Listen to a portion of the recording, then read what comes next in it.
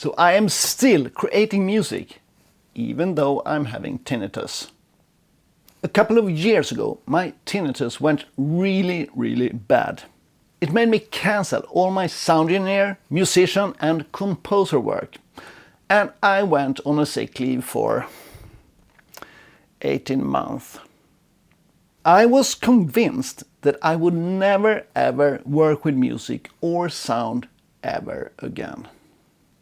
And yet, here I am, a couple of years later, sitting in our studio, working with music and sound. And I even learned how to navigate tinnitus and hearing loss so that I now can do live sound engineer work in concert halls and theaters. My name is Per Moneo. I'm a sound engineer, musician, composer and sound artist working with music and sound even though I am having tinnitus and hearing loss. Together with my wife, Irene, we run our small family music business where one part is coaching how to navigate tinnitus and hearing loss for sound engineers and musicians. My tinnitus was at the worst period, taking all of my attention and energy all of the day, and my hearing felt so fragile that all I wanted was silence. But I worked my way from there, and with cognitive behavior therapy, CBT methods, I learned my brain that the sound of tinnitus is not something that it has to care about, that it does not have to have all my attention all the time. Within 6 months, I noticed how I got better and that the sound of tinnitus started to fade away with time. Today, I can still hear my tinnitus, but it's not as loud as it used to be, and I don't react as strongly and negative to it as I used to. That's what's called habituation. When you learn how to live with tinnitus, when you get used to it, and when you learn how to navigate life even though tinnitus will be there in some form. Today, I have learned how to live a life where I am feeling better. And during my process of learning how to navigate tinnitus, I had to change a couple of things in my life to make it work. I also had to change a couple of things of how to work with music and sound as well. I could not just keep on going as I had in the past. One of the biggest changes I had to do in both my overall life as well as in my work with music and sound was to change my life with less stress. Stress is one of the biggest factors that trigger tinnitus to get louder. To create a life with less stress, that's easier said than done. But for me, it was absolutely necessary. It did not happen overnight, and there are many areas I had to change to live with less stress. One part of that is that I decided that I should not work as long hours anymore and take breaks whenever I feel I need during the workday. That I don't need to reach all the goals I have for a workday, and that it's okay to finish tomorrow if I need. If a mix takes more time than I thought, and they pretty much always do, then I just leave it and continue tomorrow. I stay away from these mix all night sessions if I really don't have to. This approach also makes my mixes better.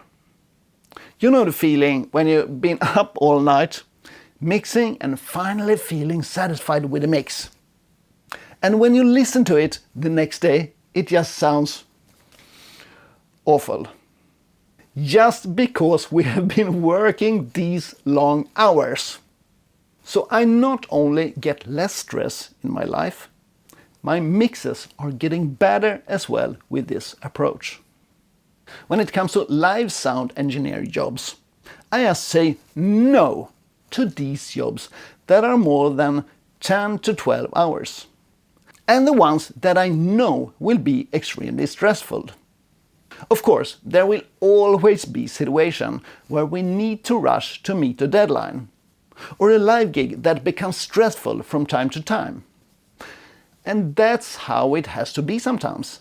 But as long as these stressful situations are rare, rather than what a normal workday looks like, that's okay. So I learned not to be so hard on myself and to accept that I need to rest from time to time. That also means that if I feel tired after lunch, then I will have a nap. And that is something our totally amazing cat Elon also wants to do. So often we go and have a nap together, if it is possible. By the way, getting a cat was probably one of our best strategies for getting a more relaxed and not so stressful life. Cats are just experts in living a life without stress. Sound levels is something that I have to watch out for more careful nowadays. I can't listen on loud sound levels at all, because then my tinnitus will spike right away. It can be a bit frustrating in the studio that I'm not able to listen at a bit louder sound level when I have made a mix I am satisfied with. I still have a bit of craving to hear a good mix on a great sound level, to actually feel it in my body. But that is something I can't do anymore. I have to keep the sound levels down. That might sound like a boring situation, but to me, I have to do it that way, or to not work with music at all. And if that is the only option to keep working with music, then I'll take it. When thinking back a couple of years, I was convinced that I would never be able to work with music again. So today, I am so grateful that I have been able to find ways where I can get it to work, even if that means that I have to turn down the volume. Speaking of grateful, that is something I have learned during these years. I have learned to be grateful for all the things I actually can do in life and what life has to offer. To focus on things that I have to be grateful for, instead of focusing on the things not working as good.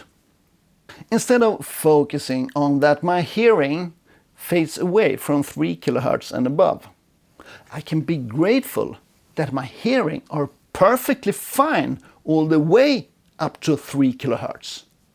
About 73% of my hearing is actually above normal. And that is something to truly be grateful for when these kind of things happen in life. If someone for a couple of years ago asked me to do a live sound engineer job, I almost always said yes. Nowadays, I am a lot more restrictive because of my hearing situation. Since I can't work with really loud sounds, I say no to every concert that I get a feeling can get loud. At this point, I have not done any live gigs with drums whatsoever. That might change in the future, but at this point, I don't do regular rock gigs. Mixing acoustic music, choirs, orchestras and singer-songwriters work really well. And also theatre productions and conferences is a perfect fit for me. Theatre gigs with lavalier mics is a little bit troublesome for me, but I have a solution. Since my hearing loss makes me not hear higher frequencies, it gets a bit complicated, since lavalier mics on theatre stages usually feedback at 10 kHz. And that's a frequency I can't hear. But that is not a problem anymore, since I designed a computer setup that can show me the frequencies I can't hear. So I might not be able to hear 10 kilohertz, but with this visual aid, I can now see a feedback of 10 kilohertz. It's not only loud sounds that trigger my tinnitus to spike, it is also what kind of sound that matters. I am having difficulty mixing longer periods with distorted sounds, which is another reason why rock or metal gigs are out of question. In studio, I have no problem mixing rock, but I will never ever mix metal again. On the other hand, I don't listen to metal at all, so that is no sacrifice for me.